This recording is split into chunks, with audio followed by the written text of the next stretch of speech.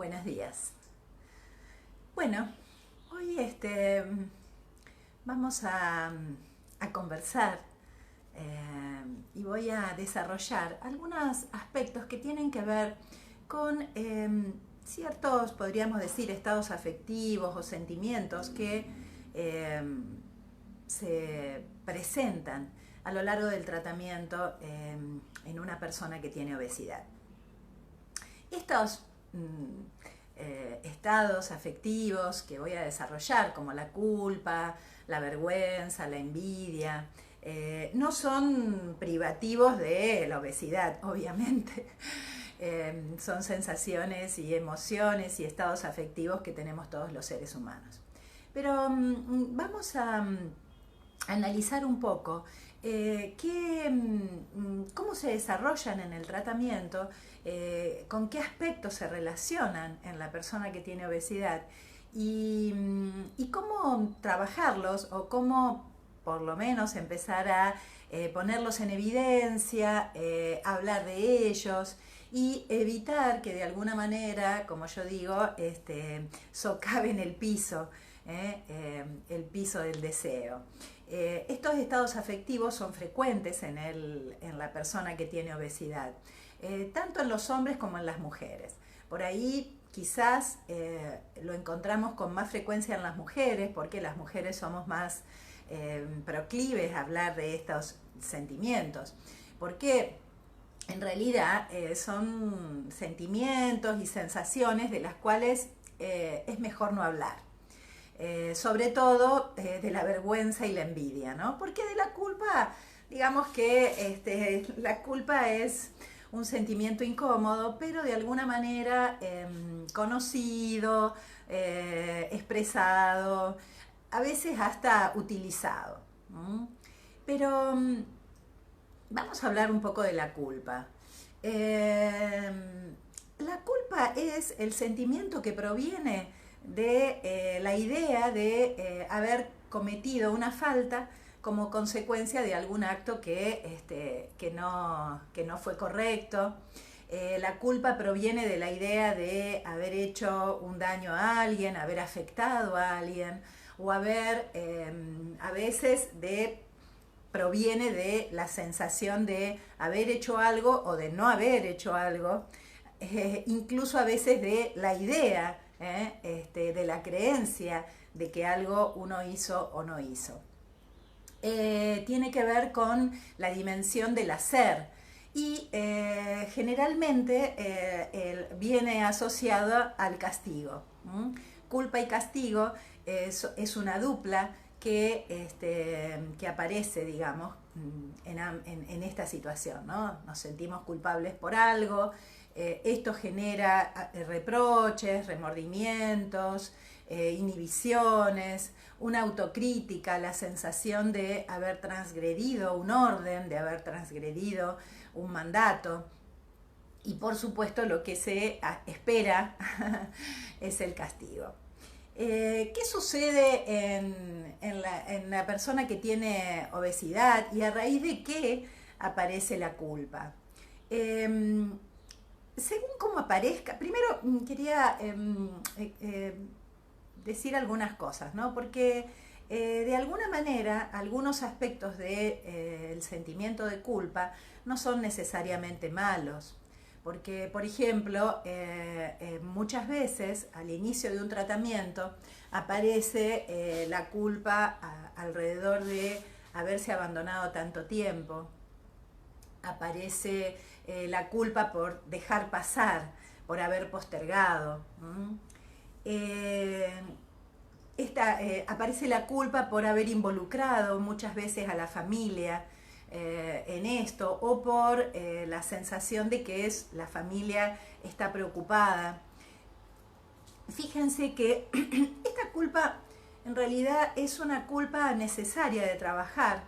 Aparece frecuentemente en los inicios del tratamiento porque el impacto del inicio es justamente el encuentro de la persona con su problema. El tiempo anterior al inicio de un tratamiento La persona padece la obesidad, padece los estigmas, se siente mal, pero de a ratos se olvida. De a ratos aparecen otras cuestiones y desaparece la sensación de culpa. Por otro lado, la sensación de culpa también es paliada de alguna manera por el seguir comiendo, ¿no es cierto? Y seguir atracándose, porque esa sensación, digamos, es tan intensa por momentos que la manera de podríamos decir, evitarla, no de superarla, ni de elaborarla, es evitándola. Y bueno, una de las formas de evitar esa sensación de culpa es continuar comiendo. Por eso el inicio de un tratamiento generalmente aparece esta sensación. No tenemos que pensar que dicha sensación es una sensación negativa, porque, como les decía, el inicio de un tratamiento impacta fuertemente en la persona porque es el enfrentar, no el tratamiento, es enfrentar su propia condición actual. Los otros días una paciente que ingresó en el grupo empezó su tratamiento, es una mujer que tiene 50 años, pesa 140 y pico de kilos, y lloraba cuando empezó, diciendo que los primeros días le había costado muchísimo, pero no le había costado tanto el tener que limitar lo que estaba comiendo y ordenarse, que eso de por sí le había costado, pero lo que más le había costado era enfrentarse a esto de los kilos de más que tenía, el tiempo que había dejado pasar, porque ella no había hecho tratamientos hace como, digamos, más de 10 años, el tiempo de vida que había dejado pasar, las cosas que había perdido. Y lejos de considerar esto como algo que obstaculiza su tratamiento, le di todo un lugar para que ella pudiera expresar, corroboré esto que sentía también, ¿no es cierto? Porque realmente la sensación de culpa era muy fuerte, decía cuánto no solo se había limitado ella en sus posibilidades de vivir, sino cómo había limitado a su familia. Entonces, estas cuestiones que tenemos que poder acompañar en la persona, trabajar, para que la persona pueda sentir que a raíz de el ir trabajando en función de su problemática, puede ir reparando aquello que la hace sentir culpable, aquello que la ha hecho sentir que ha perdido tanto tiempo, ¿verdad? Ahora bien, hay otra cuestión que es muy habitual en el discurso de la persona que tiene obesidad y de nuestros pacientes, que es, comí y me sentí culpable, comí y no siento culpa para nada. Estos dos extremos que podemos encontrar, y pareciera que cuando muchas veces esta sensación de culpa lo que trae o aparece, les diría, como un mecanismo, como un mecanismo que sería algo así como: si siento culpa es que el tema me importa. Y esto también es como un artilugio de nuestros pacientes. Sí, la verdad que comí, me sentí culpable. Y en realidad, en esos momentos, la culpa actúa muchas veces como una cuestión más defensiva, que realmente como un sentimiento que lleva a la reparación. Nosotros lo que tenemos que trabajar es el poder reparar. Entonces, la culpa, cuando una persona dice: y mira, y ahora yo como, pero no me siento culpable. Bueno, yo les digo que no hay que sentirse culpable, ni que sentir remordimientos. Lo que sí tenemos que ser conscientes es de que esos desvíos representan interrupciones al tratamiento, y que la manera de trabajarlos es reparando.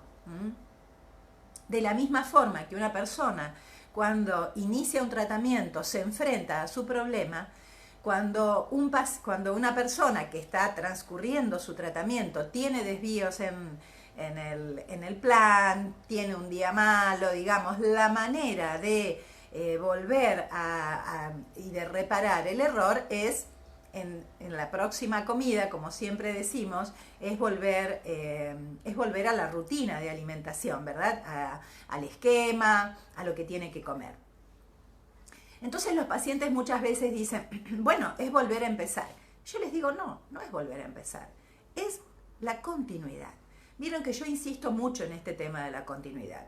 La continuidad es posible cuando reparamos los errores y no cuando usamos la culpa para sentir que el tema es importante para uno.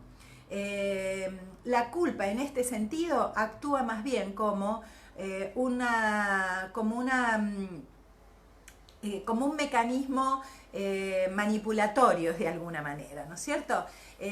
No es que, si siente culpa es mejor y si no siente culpa es peor. No, en realidad lo que tenemos que trabajar con la persona es la responsabilidad. La responsabilidad no como esto de sos responsable, como el sello en la frente, sino a mí me gusta mucho una definición que dice que responsabilidad significa habilidad para responder. Creo que ese es el significado etimológico. Habilidad para responder. Fíjense qué concepto tan lindo. Porque es así. En realidad, hola María, buen día. Gracias. Habilidad para responder, ¿qué significa?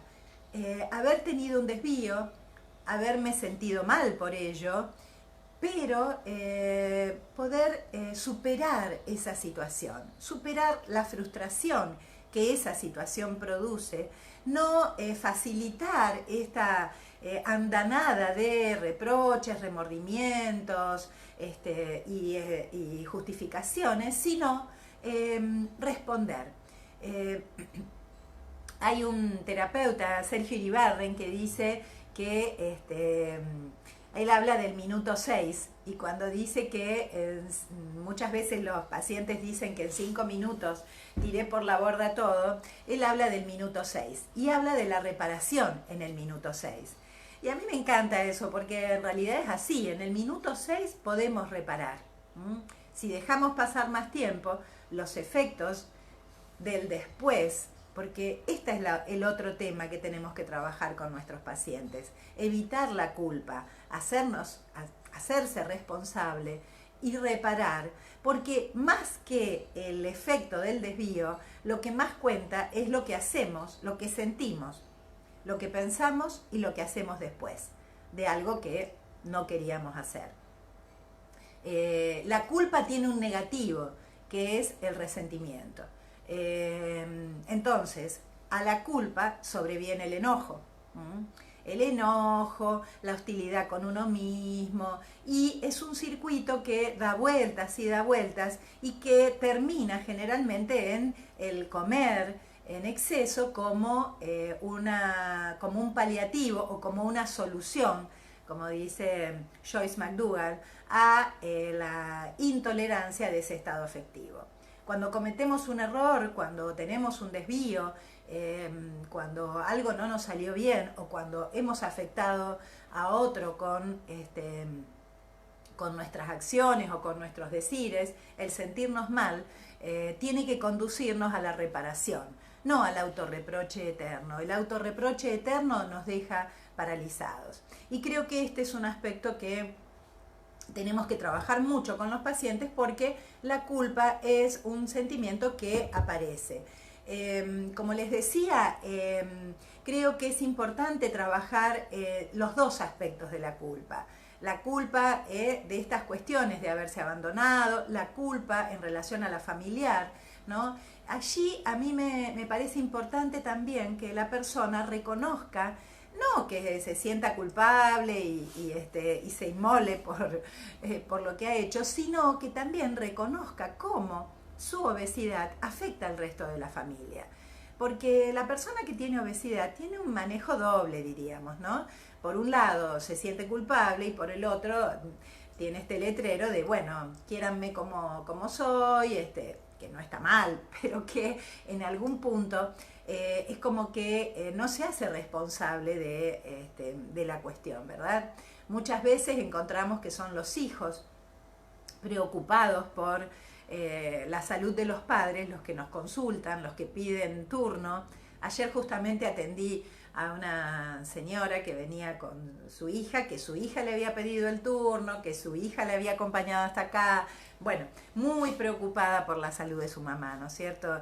Y ella, de alguna manera, aceptando la compañía de su hija, pero también resistiéndose, ¿verdad?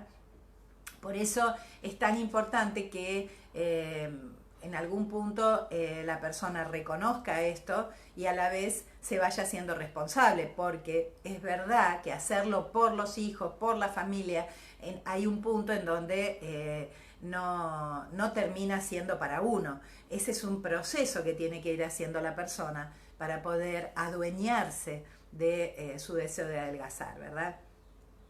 Así que en esta es lo que más o menos es importante trabajar.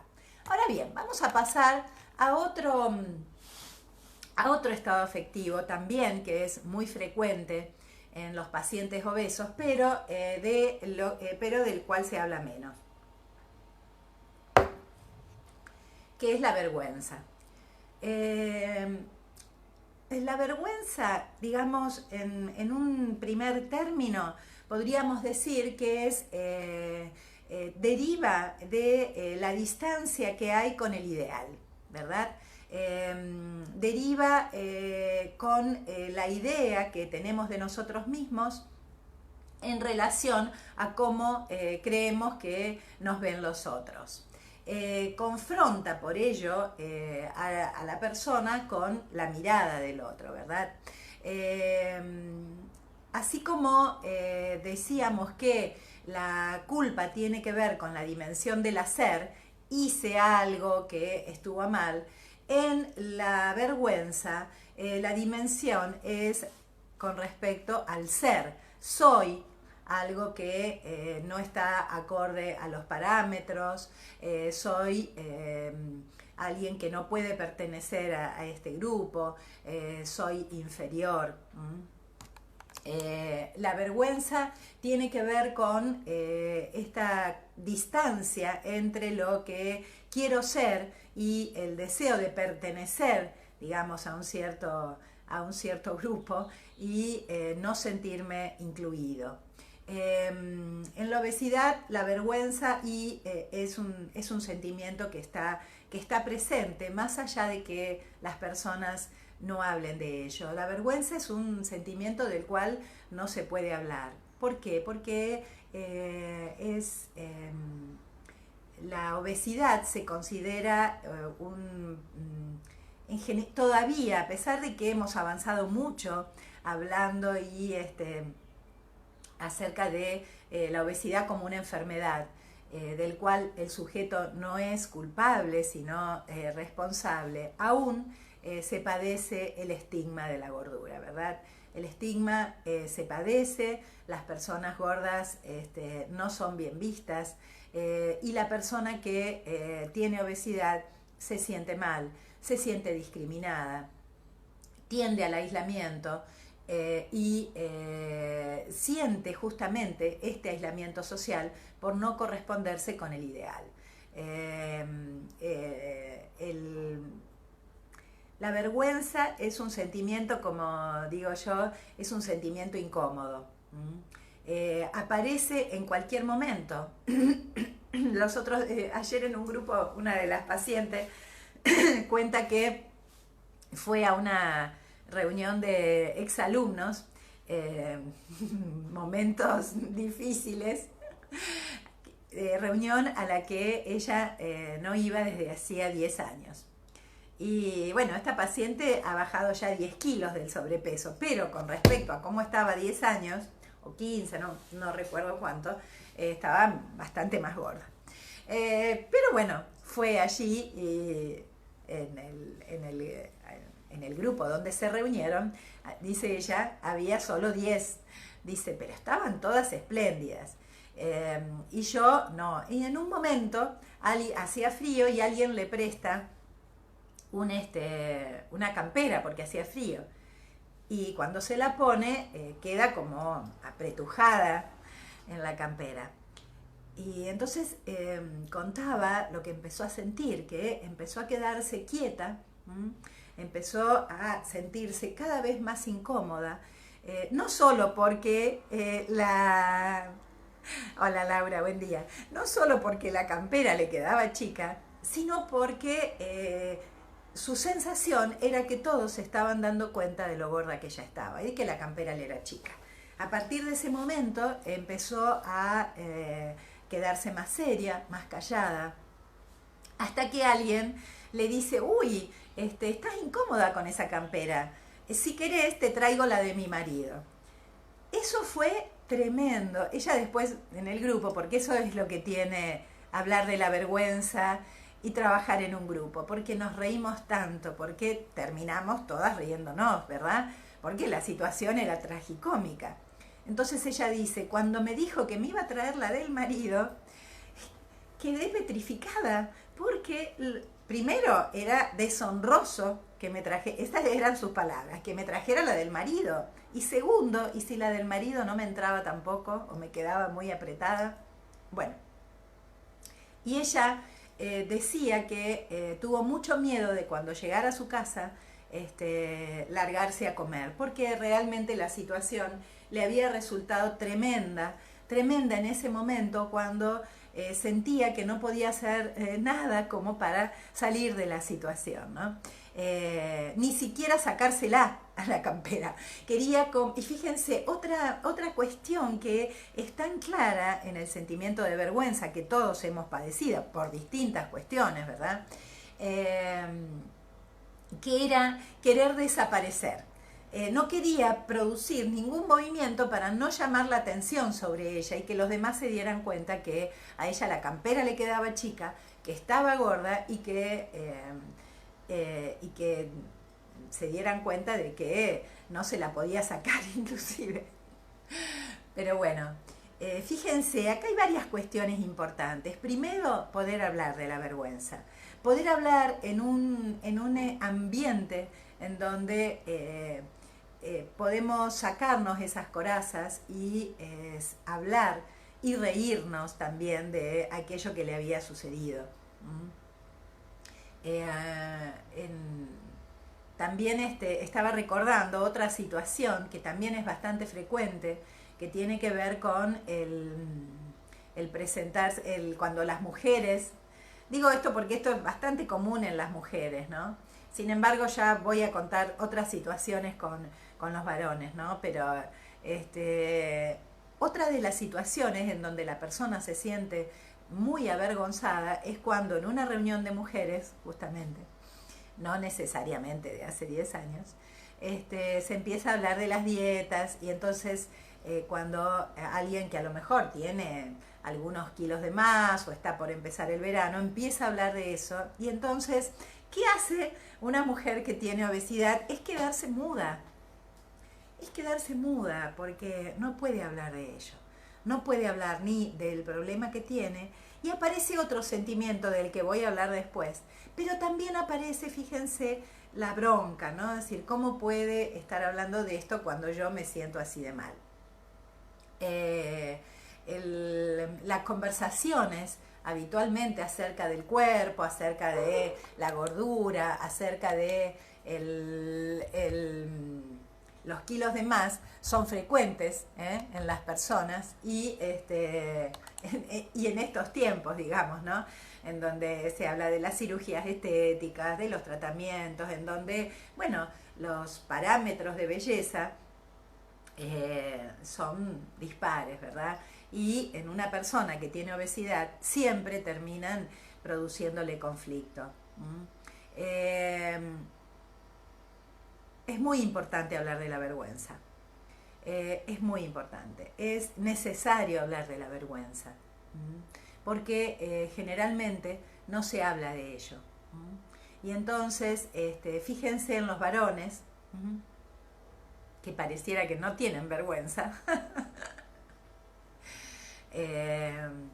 La semana pasada, en una entrevista individual, hablaba con un muchacho que tiene muchos kilos de más, es un muchacho que pesa cerca de 170 kilos, y le preguntaba qué le pasaba a él en relación a eso, y cómo sentía, es un muchacho de unos 30 y pico de años, 32, y lo mal que se sentía enfrente de sus amigos, por supuesto que no se animaba a acercarse a una chica, por la vergüenza que siente de su cuerpo, por el temor de que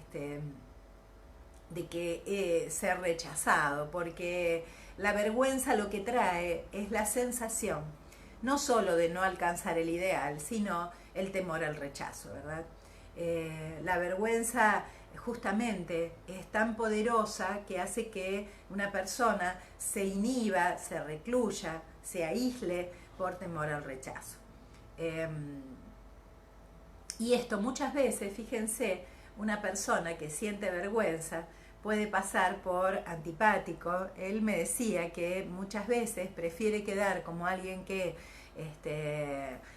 digamos, no, como dice, entre comillas, no doy bola, antes que quedar como alguien que se quiere hacer el simpático y es el gordo simpático, ¿no? Fíjense, qué fuerte, ¿no? Y bueno, por supuesto que ninguna persona que siente vergüenza por tener obesidad, la comenta entre sus pares. Poco también quizá en su familia. Quizás en algún momento, ¿no? Pero muchas veces la vergüenza aparece cuando las madres tienen hijos pequeños y van a las reuniones de madres en la escuela y se sienten avergonzadas y temen que sus hijos se sientan avergonzados de ellas, ¿no? Esto también es muy frecuente en esta situación. La vergüenza, fíjense, es muy importante trabajar la vergüenza. Primero para poder desarticularla, diríamos, ¿no? Ayer en el grupo, cuando esta chica contaba eso, y bueno, y el resto de las integrantes fueron trayendo situaciones vergonzantes vividas, algunas que no se las habían contado a nadie, nos reímos tanto, pero tanto, que eso fue como un antídoto. El poder trabajar la vergüenza, darle el lugar, expresar lo que siento, ayudar a la persona a que la exprese, ayudarla a que pueda decir todo lo que siente, y a la vez poder sacarle ese peso, ese corset que tiene, y poder reírse de uno mismo y poder reírnos con la persona. Es muy sanador, es muy sanador. Las situaciones de vergüenza siempre tienen algo de tragicómico. Entonces, poder encontrarle ese otro aspecto y, digamos, sacarle el peso, sacarle la dimensión y poder ponerla dentro de las situaciones que nos dan también risa, es importante para dejar de padecerla. Y ayer fui a la Biblioteca Argentina con mis nietos, que hay un lugar para niños específicamente. Y justo así, porque ellos estaban leyendo y yo sentada allí también, encuentro un libro muy lindo que se llama Malena la ballena, un libro de cuentos para niños. Fue una casualidad. Y es la historia de una niña gorda que le daba vergüenza tirarse en la pileta, donde las chicas, las compañeras se reían de ella, y cómo va ella trabajando para poder superar la vergüenza, sentirse liviana, tirarse a la pileta y poder nadar hasta que los demás dejan de reírse de ella, ¿no? Muy lindo el cuentito. Malena la ballena se llama. Le decían ballena a ella cuando se tiraba, ¿no?, a la nena. Y cómo sufría el estigma de la gordura. Me encantó. No sé quién es la autora, pero quizás si lo googleamos, porque todo está en Google, encontremos ese cuento tan lindo. Se los leí a mis nietos y se quedaron escuchando, ¿no? Cómo alguien puede sentirse mal por estas cuestiones, ¿verdad? Así que bueno, ahora vamos a pasar a otro sentimiento. De este sí que no se habla. Este tiene muy mala prensa y es la envidia. La envidia. La envidia tiene que ver con el displacer narcisista. A diferencia de la vergüenza, la envidia aparece como esa sensación que tiene que ver con la desvalorización propia y la sensación de ser menos que aquel o aquella que posee, tiene o es algo que lo hace superior. Lo que se envidia es la posición de un otro, ¿no? Y el corolario de la envidia es la comparación. Permanentemente, junto a la envidia, aparece la comparación. La persona está todo el tiempo comparándose. Esto de el famoso dicho, el jardín del vecino es más lindo que el mío. La envidia es un sentimiento que produce mucha sensación de malestar en la persona. ¿Por qué digo que tiene mala prensa? Porque, bueno, la envidia es un sentimiento que, bueno, parece que es terrible. Por supuesto que hay quienes hacen daño desde la envidia o ponen palos en la rueda, ¿no? Pero la mayor parte de las personas, de los seres humanos, sentimos envidia, no podemos hablar de ella, y básicamente lo que tiene que ver con la envidia, por eso también es un sentimiento del cual trabajo bastante en los grupos. ¿Por qué? Porque la envidia surge de la sensación de carencia y del encuentro con otro al que uno percibe como superior por tener aquello o ser aquello que yo no puedo ser y no voy a poder ser. La diferencia entre la persona que siente envidia por alguien y aquel que dice, uy, voy a mirar qué está haciendo para hacerlo parecido y obtener los mismos resultados, es que quien siente envidia siente que carece de eso que el otro tiene y que no lo puede obtener de ninguna manera, ¿no? Por ello, la envidia proviene de la sensación de carencia. ¿Y cómo aparece en las personas que tienen obesidad? ¿Qué es lo que envidia una persona que tiene obesidad de otra persona? Primero, que considera superior a quien porta un cuerpo delgado, ¿no? O sea, las personas que son flacas, ¿qué problema tienen?, dicen los pacientes.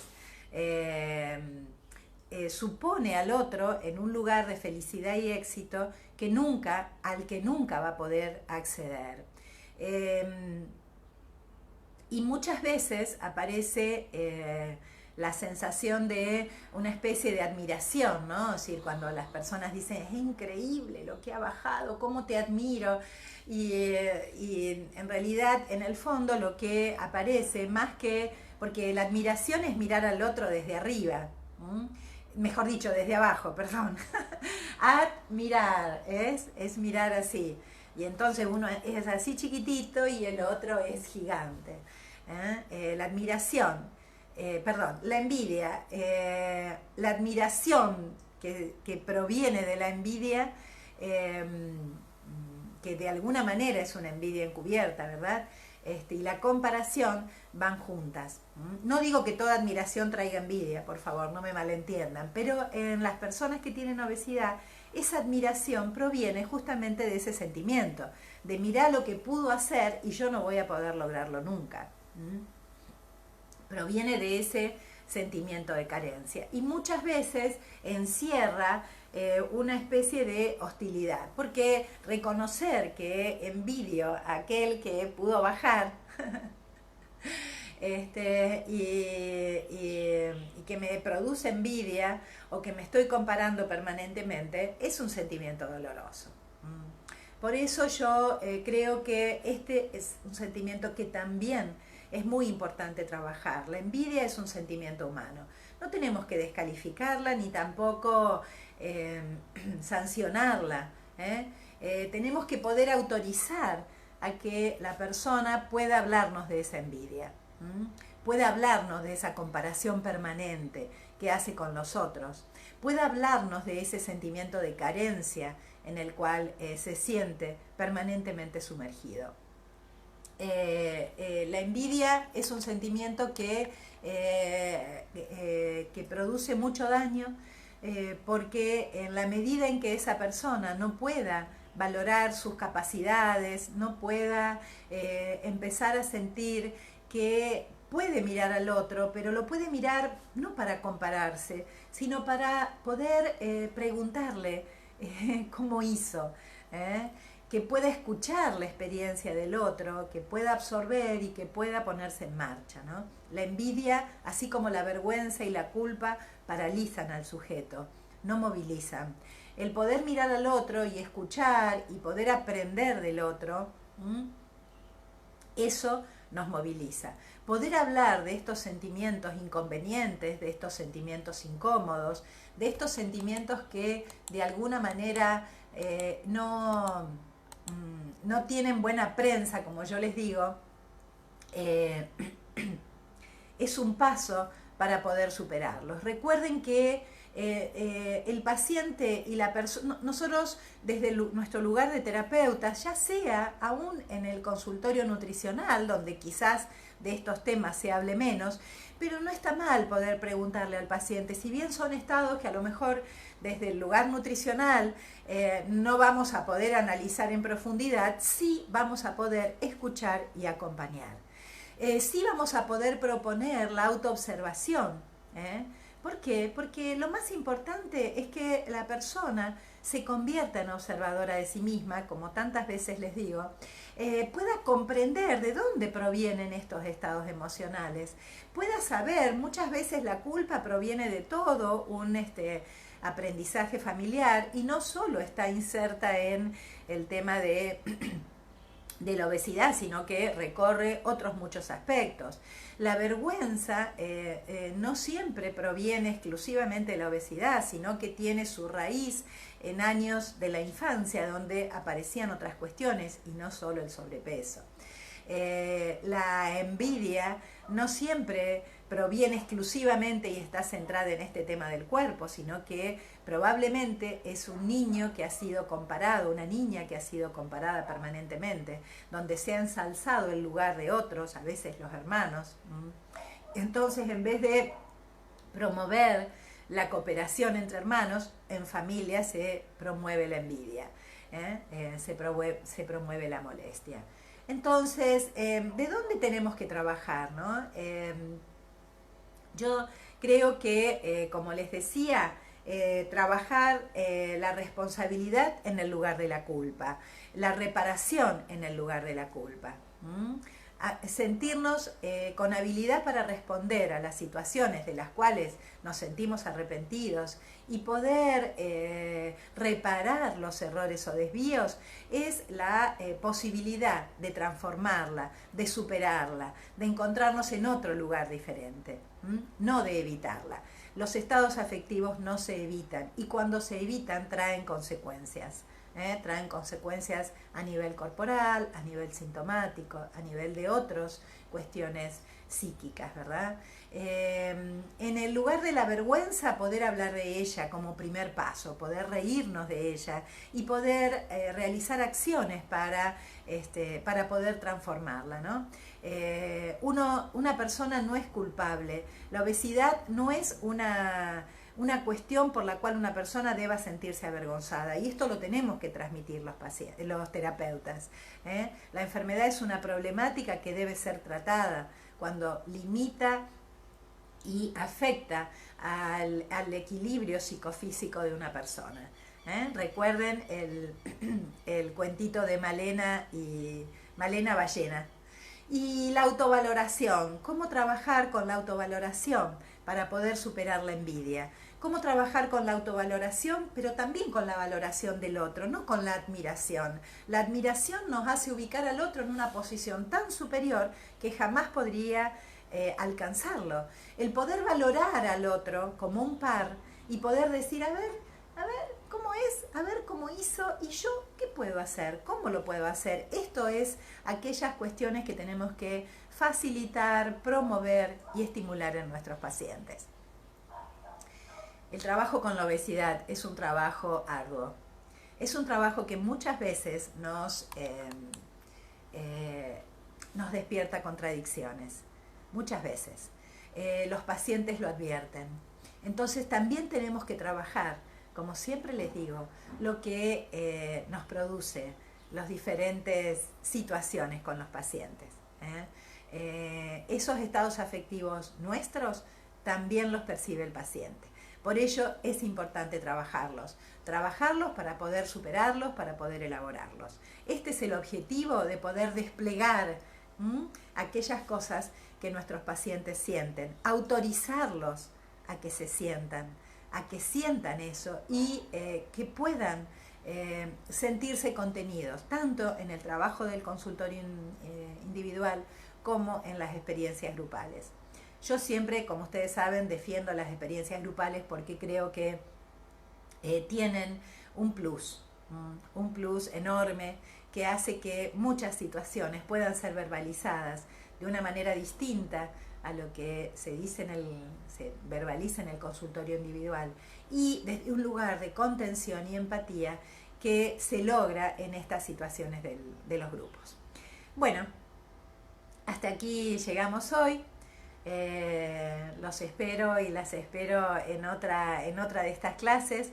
Me encanta compartir con ustedes aquello que he aprendido a lo largo de los años y bueno, seguramente, y me siento feliz de poder acercarles algún grado de comprensión a aquello que nos pasa a quienes trabajamos con esta problemática o deseamos trabajar con ella. Hasta la próxima.